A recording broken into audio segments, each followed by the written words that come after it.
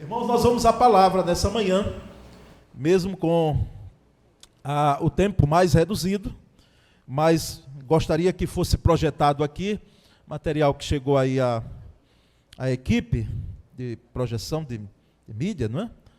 Para que possamos então aqui trazer essa palavra bíblica nessa manhã. Antes aqui dos textos que vamos ler,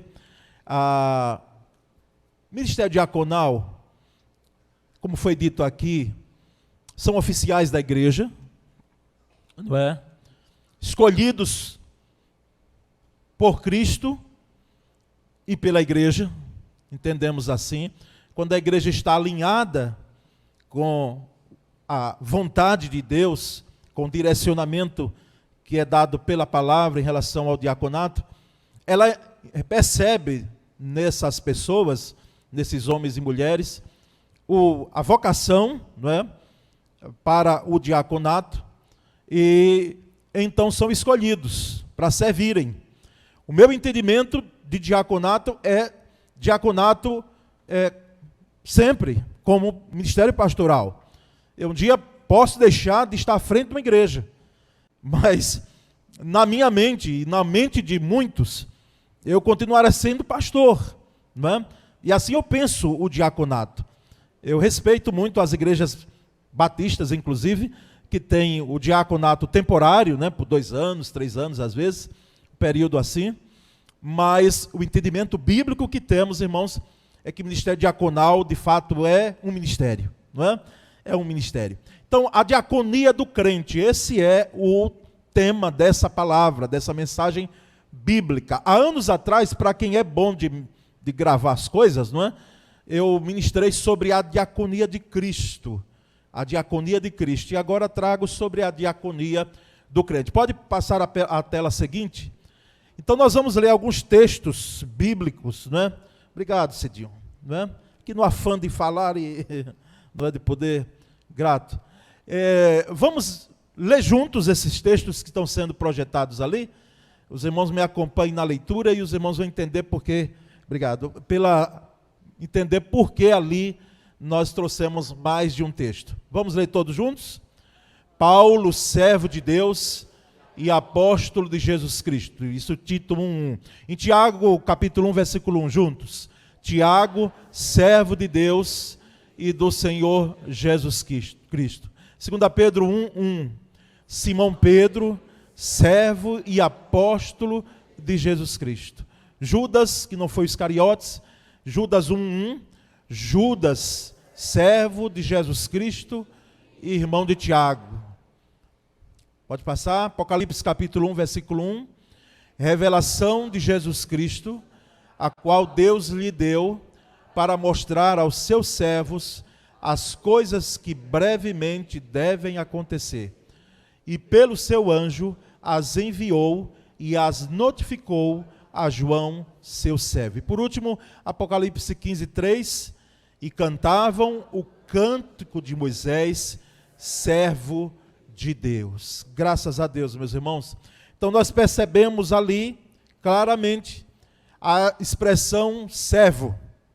Servo de Deus, servo de Cristo, servo de Jesus Cristo, servo de Deus. São expressões que nós percebemos ali, nos textos que lemos, porque os apóstolos, eles tinham em mente claramente de que eles eram servos, nada mais além disso, foi a palavra em destaque, e percebemos então, irmãos, num primeiro aspecto, que a diaconia do crente, ela é pautada em servir por dever e por amor. Servir por dever e por amor. Porque a diaconia do ministério diaconal, é redundância mesmo, essa é própria deles. Que vai além, como bem disse aqui, a diaconisa Raquel, de servir a ceia. Acredito que seja, embora importante, significativo, mas a mais fácil do ministério diaconal, porque demandam outras ações. E é interessante perceber que parece não, certamente, não é?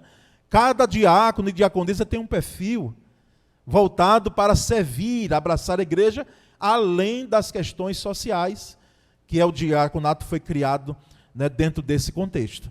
Mas, irmãos, a diaconia não é apenas dos diáconos, é de todo crente, ou deve ser de todo crente. Por isso, essa diaconia do crente que deve ser pautada em servir por dever e amor, não é? Nunca devemos esquecer que um dia nós teremos que prestar contas a Deus daquilo que Ele colocou em nossas mãos para fazer. Com os nossos dons e talentos, prestaremos contas, não é? Deus nos deu dons, e pelo menos um, e eu penso, como já disse aqui, que todo crente tem mais de um, não é? Mas pelo menos um, como nós temos lá na referência de uma parábola que Jesus contou, uma história, não é? Que um recebeu 5, outro recebeu 2, um recebeu pelo menos um. E deveriam desenvolver aqueles talentos, não é? Então todos nós temos pelo menos um talento aqui. Nós temos dons e talentos que Deus nos deu. E nós vamos prestar contas, né, daquilo que recebemos. Por quê? Porque é para ser desenvolvido e não guardado, né? Eu imagino hoje que é possível sim ter crentes guardando talentos, enterrando. Outros estão com as engrenagens do seu talento enferrujadas, porque há muito tempo não colocam em uso, não lubrificam com o óleo do Espírito Santo, não é? Fica esperando para que outros façam. E numa igreja com porte da nossa, que não é grande, mas para o padrão de Sergipe de Aracaju, quem sabe fica esperando para que outros façam, ou até num entendimento que parece ser humilde, mas não é. Dizendo assim, tem gente que faz melhor, já ouviu isso? Eu não faço porque tem gente que faz melhor. Não, meu irmão, não pense dessa forma não, porque eu sei que existe pregador que prega melhor do que eu, né? Existe pastor melhor do que eu, mas por isso eu não devo deixar de exercer o ministério, porque Deus vai me cobrar, e vai cobrar de você também. Não é? A expressão do jovem não vai ficar barato. E não pense isso numa questão assim de salvação. Oh, meu Deus, será que eu não vou ser salvo? Não. Implica, irmãos, mesmo no servir, por dever, primeiramente.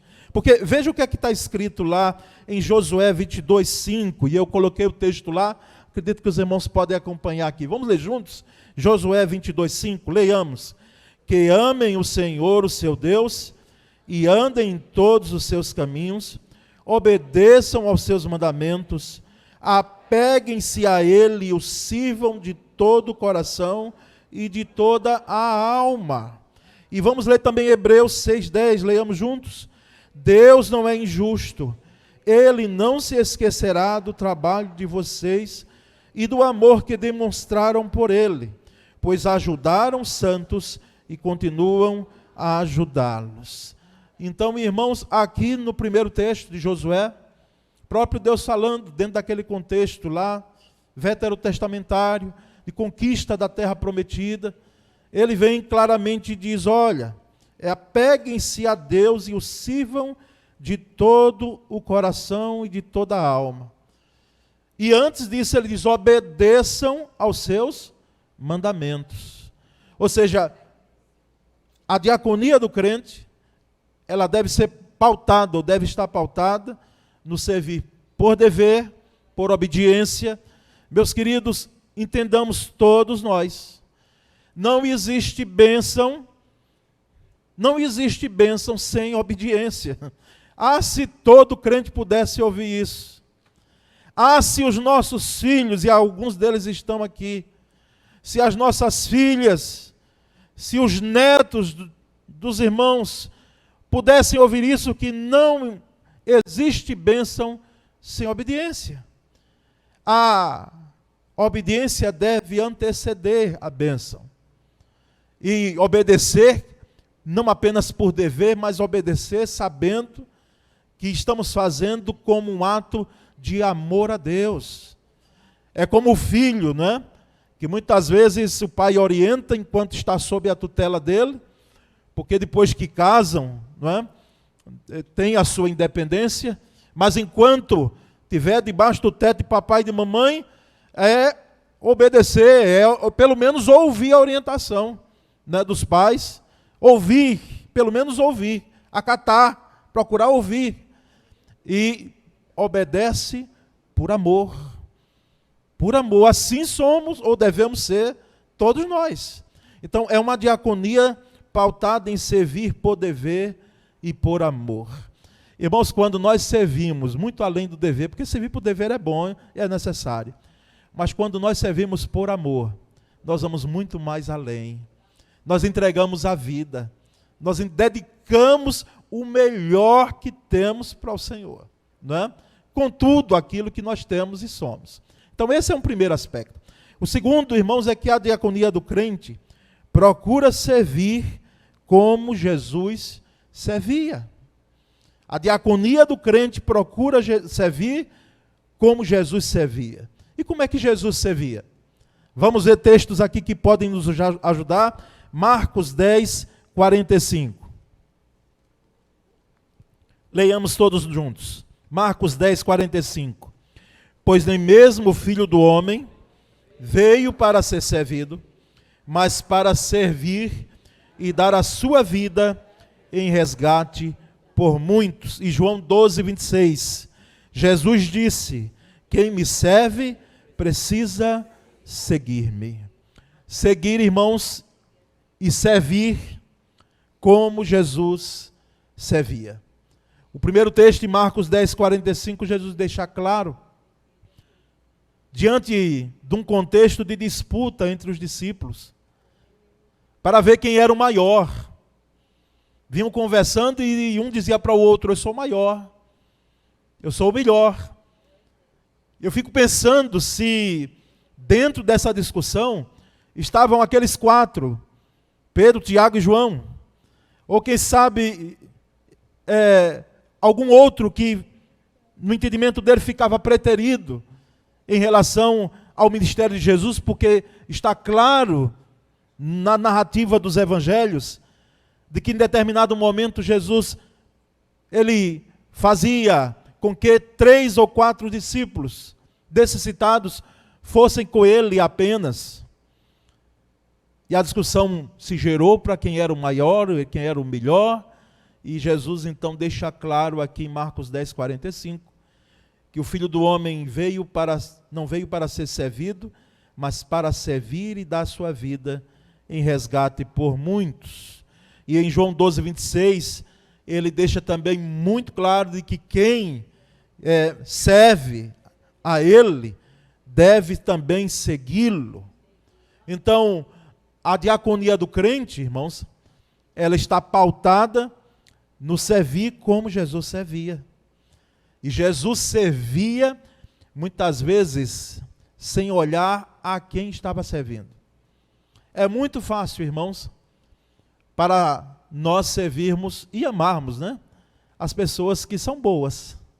Temperamento bom. Olha, tem crente que é uma benção, não é? Tem crente que Deus nos coloca assim, na igreja, para dizer: olha, esse aqui, não é que sejam melhores, mas com um relacionamento fácil de lidar. Então esses, naturalmente, nós somos tendenciosos a gostar mais, a amar mais, mas também temos no rebanho de Deus, e quem somos, eu e você, para podermos taxar quem é de Cristo e quem não é, a não ser naquele grande dia e pelos frutos, né? Pelos frutos vai ficando claro que às vezes não tem nada a ver conosco. E talvez não suporte ficar. Mas não é esse o caso. Entendemos que tem gente que precisa também ser servida como Cristo foi servido. Tanto dentro da igreja e principalmente fora da igreja, irmãos. Não é? Servir como Jesus servia. E Jesus servia sem olhar muitas vezes a quem. E, irmãos, eu diria que é impossível ser servo se nós não estivermos disponíveis para lavar os pés, empoeirados de gente que precisa. É impossível servir como Jesus servia se nós não procurarmos as pessoas que ninguém dá nada. Ninguém dá nada. Mas que podemos chegar aonde elas estão, não esperemos ela para ouvir um pastor na igreja, porque não virão. No momento que estamos cultuando aqui, tem muita gente com a vida bagunçada e na bagunça, enquanto estamos aqui. Então não esperamos, temos que ir até eles, para que possamos então ali exercer a diaconia de Cristo, que o crente deve exercer. E servir como Jesus servia. Então, relembrando o primeiro aspecto, nós temos uma diaconia do crente que é pautada no servir por dever e amor. E também pautada, alicerçada, no servir como Jesus servia. Como Jesus servia. E terceiro e último aspecto, a diaconia do crente aponta para a glória de Jesus. Aponta para a glória de Jesus. Irmãos, quem tem prazer em servir, não precisa estar relatando o que fez ou o que faz. É impressionante como nós percebemos algumas pessoas com essa intenção. Olha, eu fiz isso, eu fui ali, eu evangelizei, eu fiz aquilo, eu dei, não é? Por isso que, se você um dia tecer algum comentário em relação ao que a nossa igreja, esse tipo de pertencimento, eu estou dizendo, né, faz na área social, procure diretamente a diaconisa Raquel, procure a Eliana. Porque nós não vamos, né, Raquel, estar aqui dizendo o que é que nós fazemos. Com os recursos que nós temos, que os irmãos cooperam. Aqui, primeiramente, os domésticos da fé necessitados. Gente que precisa, não é? E aqueles que têm um pouco mais cooperam. E às vezes, irmãos, em casos excepcionais, mas não temos como despedir dizendo aqui apenas Deus lhe abençoe e siga em paz. Em casos excepcionais, gente que a gente nem conhece. O muito que a gente faz é pedir aos nossos irmãos que trabalham em segurança pública para ver se tem alguma pendência, né? Porque já chegou aqui também gente com essa questão e aí nós queremos saber quem é que nós vamos ajudar, não é? Quem nós vamos ajudar? Tem alguma implicação? Tem alguma implicação com a justiça? Queremos saber. Então os irmãos nos ajudam disso, sondando nos bastidores e passam informação. Não é? Quando eles não contam, porque às vezes alguns chegam e dizem mesmo. Então, irmãos, esse aspecto de servir sem relatar, sem estar, não é, tocando trombetas, não é? É algo que nós devemos fazer. Eu lembro no meu tempo de seminarista, com todo respeito aos colegas que faziam isso, não é? Não, os outros não eram melhores, mas às vezes chegavam com tantos relatos, e relato seminarista, irmãos, olha, era uma bênção. Olha, eu orei, e o demônio lá se manifestou, e eu expulsei, e tal, aquela coisa toda. Quando a gente chegava dos campos no domingo à noite, internato, Rosnaldo, né? Tão bem vivido lá, acho que no SEC acontecia isso também, né? A missionária, os que passaram, aí fiz aquilo, tal, os relatos. Quando nós somos apenas servos, né? E devemos servir sem estar alardeando, né? É digno de estudo, e o meu filho Isaac, um tempo desse, indo para a escola, né? Isso por vocês vão ouvir aqui, porque, né, tem sido uma bênção, né, Carlinha? Lidar com eles é um aprendizado cada dia, é um aprendizado. E aí, antes de ir para a escola, ele ouviu, né, uma galinha fazendo daquele alarde todo, né? E tinha assim uma brecha pelo muro da garagem, e ele disse, a galinha, porque ele ouviu cantando. É digno de estudar, se você souber, me diga, porque é uma curiosidade que eu tenho. Por que, né, tanta alegria quando se põe um ovo? Tá certo? Me diga, por favor, porque é uma dúvida que eu tenho, eu ainda vou perguntar a um biólogo, alguém dessa área. Não é? Por que tanto canto? Por que tanto aquele negócio todo? Eu acho que é alegria, não sei. Não é só pesca. Mas quero trazer a alegoria do aspecto de quando fazemos alguma coisa, por mais importante que seja, talvez ali seja mesmo o brotar de uma vida, como aquela ave coloca, né? Mas que nos policiemos para que não saiamos aí alardeando e tocando trombetas pelo que fizemos. Porque a Bíblia é tão clara quando diz que se nós fazemos, nós não fizemos nada mais. Fizemos aquilo que era para se fazer. Não é? E ainda uma palavra forte, que é isso mesmo que a Bíblia diz. E diz que ainda nós devemos nos considerar como servos inúteis. Não é? Servos inúteis, porque fizemos apenas o que devia fazer. Ou seja, o que é que a Bíblia quer dizer aí? Vá além. Não faça só por dever, não. Faça um pouco mais. Faça por amor. Né? Faça por entrega. E, irmãos, existem dois textos que nós vamos ler aí rapidamente. Texto de Mateus 27, 55, que está projetado. Leiamos juntos. Muitas mulheres estavam ali, observando de longe. Elas haviam seguido Jesus desde a Galileia para o servir. Eita bênção, mulher. Mulheres, aproveitando aqui, não é puxando o saco de vocês não, mas a igreja sem vocês não seria a mesma igreja. Porque onde eu passei, seja no interior, lá no sertão e aqui, a realidade é essa. Não é? Às vezes eu tinha um homem na igreja. E às vezes fiquei tão constrangido que às vezes num culto só tinha eu de homem. Não é? Até que Deus foi mandando outros esposos de irmãs que traziam até a porta, depois ficavam no banco, depois ele já estava sentado com ela. E depois ele já estava sendo batizado. Uma bênção. Mas as mulheres que serviam a Jesus, que não eram poucas, não é? Com as suas rendas, sim, com suas costuras, elas ficaram até o final e elas serviram e viram Cristo, aquele homem galileu, nazareno, que elas serviam até a cruz. Não abandonaram, não deixaram, não saíram, ficaram ali presentes. E o texto de Lucas 12, 35, 38, não é? Então, aproveita aqui rapidinho, só uma lição, não abandone não.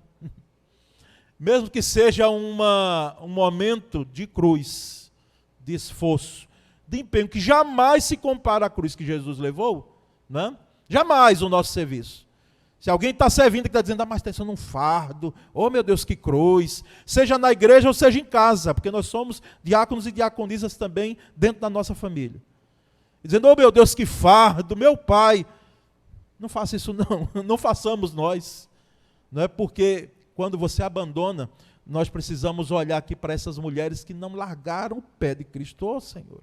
Ficaram ali, disse, esse homem que eu servia, eu sei que ele é diferencial, não vou abandoná-lo, estou aqui, até o final. E em Lucas 12, 35 a 38, fechamos, é um texto mais extenso, mas quero ler com os irmãos. Vê se dá para ler aí, dá? Então vamos lá.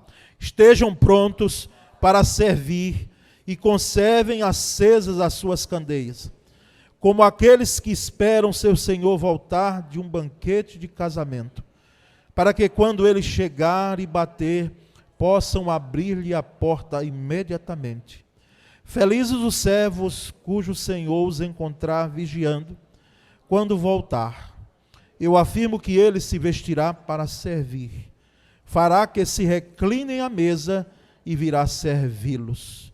Mesmo que ele chegue de noite ou de madrugada, felizes os servos que o Senhor encontrar preparados. Irmãos, aqui é muito profundo e não dá tempo agora, mas em outro momento colocarei como era o casamento nos tempos de Jesus.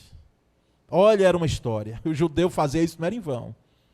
Mas dentre os aspectos do casamento, o que está no texto é que a festa geralmente ela acontecia à noite. Às vezes alguns casamentos podiam ser de dia, mas à noite, porque o esposo tinha que ir à casa da noiva e ele trazer, não é? Ele era, entre aspas, todo um cortejo, né? Era um tipo de rapto, até que alguns comentaristas, né? Ele trazia, ele já tinha pago, né? Lamentavelmente a gente tem que dizer que tinha o dote, né? Ele já tinha pago por ela ao pai da noiva. Então era dele, ele trazia à noite e levava para a casa dele, que era próximo à casa do pai, mas não na casa do pai propriamente dito. E ele podia, aqui o texto está dizendo que esse senhor, ele poderia ir para um casamento e demorava. Primeiro, os casamentos antes eram 7 dias, não é? 7 dias, era muita celebração. Mas uma dessas noites, poderia o senhor voltar, e voltando para casa, ele podia chegar de noite, ou à noite, ou de madrugada. E ali os servos, o texto está dizendo, benditos servos, que o Senhor ia encontrar esses servos preparados com a candeia, para quando ele bater, porque não tinha campainha desse tempo, né? Quando ele bater a porta, abrir imediatamente. Esses servos serão olhados, não é, com um olhar diferencial de misericórdia pelos seus senhores. O que é que o texto está dizendo aqui? Que nós devemos, de fato, estar preparados, agora já dentro de um contexto e uma perspectiva de volta de Cristo. O serviço para um preparativo da volta de Cristo.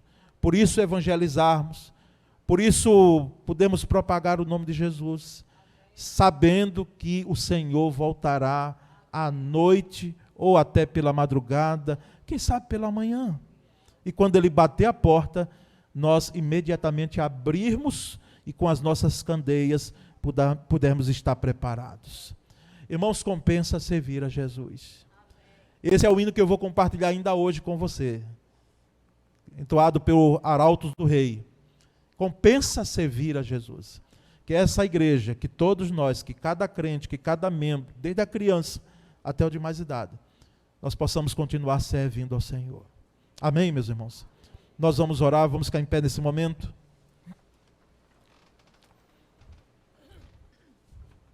Senhor, muito obrigado nessa manhã, agradecemos por tudo quanto ouvimos e pudemos visualizar aqui.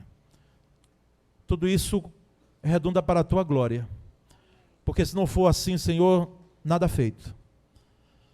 Nós estamos aqui, Senhor, porque reconhecemos que adoração também é serviço. E quando nos reunimos aqui, nós estamos servindo ao Senhor. Mas faz com que também cada um de nós possa ter em sua mente e seu coração de que servimos aonde nós estivermos. No lugar que estivermos, na repartição, no trabalho, na faculdade, nós estamos servindo e devemos procurar a oportunidade de servir ao Senhor. Ó Deus, nós oramos e agradecemos em o nome de Cristo Jesus. Amém.